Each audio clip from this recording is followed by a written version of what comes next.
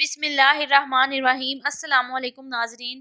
ایک دفعہ ایک ہندو محاشے نے، جن کا نام مکندر رام تھا، مجھ سے کہا کہ مجھے سورۃ فاتحہ پڑھ کر سنائیے۔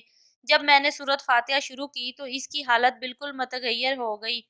جب میں پڑھ چکا تو اس نے پوچھا کہ کیا تم نے اس سورت کا عمل کیا ہوا ہے اور کتنی دفعہ ہر روز پڑھتے ہو؟ میں نے بہت لوگوں سے یہ سورت سنی ہے، مگر جو اثر مجھ پر تمہارے پڑھنے سے ہوا ہے یہ نرالا ہے۔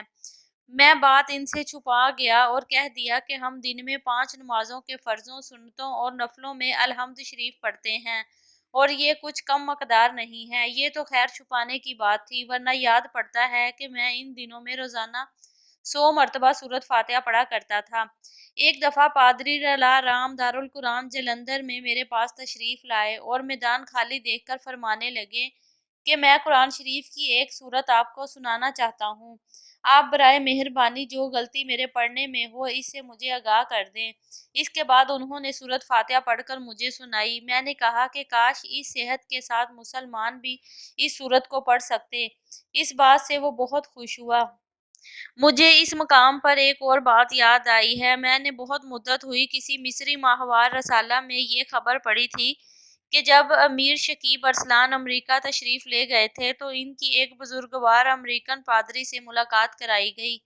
اثناء گفتگو میں پادری صاحب نے فرمایا کہ میں آپ کو ایک بہترین دعا سنانا چاہتا ہوں۔ یہ کہہ کر پادری صاحب نے سورۃ فاتحہ ان کو سنائی۔ اس کے بعد ایک اور قصہ بھی پڑھ لیجئے۔ ایک آریہ سماجی ڈاکٹر تھے جن کی دکان جلندھر میں میرے گھر کے راستہ پر پڑتی تھی۔ میں ان کی طبیعت سے بخوبی واقف تھا۔ وہ ذرا سی بات پر بے قابو ہو کر درشت کلامی اور بد زبانی پر اتر آتے تھے، اور میں ان سے بچنا چاہتا تھا کہ ان کی دکان پر بیٹھ کر ان سے لڑوں۔ ان کے سخت اصرار سے مجبور ہو کر مجھ کو ان کی دکان پر جانا پڑا۔ میں بیٹھا تو انہوں نے کہنا شروع کیا کہ اب میری وہ پرانی عادت نہیں رہی۔ اب میں زیادہ تر ساد سنتوں کی سنگت اور درویشوں کی صحبت میں بیٹھتا ہوں، اس لیے اب میری درشت طبعی نرمی سے بدل چکی ہے۔ اس کے بعد سادہ سنتوں کا ذکر چلتا رہا۔ اس دوران میں انہوں نے مجھ سے استدعا کی کہ اگر آپ کو الحمد شریف کا کوئی عمل یاد ہو تو مجھے ضرور بتائیے۔ میں اس سورت کا اکثر ورد رکھتا ہوں جس سے مجھ کو بہت فائدے ہوتے ہیں۔